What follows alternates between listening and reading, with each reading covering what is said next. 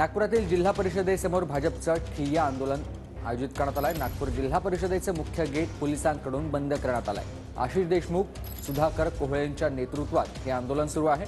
मोदींच्या बॅनरचं विद्रुपीकरण केल्याप्रकरणी हे आंदोलन केलं जात आहे। विद्रुपीकरण करणाऱ्यांवर कठोर कारवाईची मागणी करण्यासाठी हे आंदोलन सुरू आहे। गजानन उमाटे माझे सहकारी आपल्यासोबत जोडले गेलेत। गजानन, सध्या आंदोलन सुरू आहे जिल्हा परिषदेसमोर।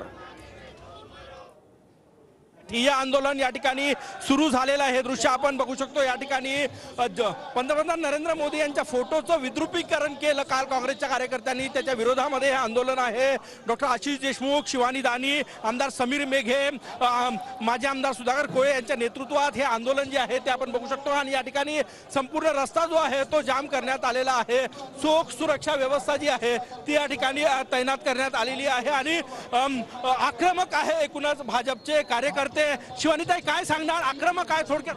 निस्संदेह आम्ही आक्रमक आहोत। ज्या प्रकारे कुणाल राऊत यांनी शनिवारच्या दिवशी आपले पंतप्रधान नरेंद्र मोदी यांच्या चेहऱ्यावर काळी कोतली, ते आम्ही खपवून घेणार नाही।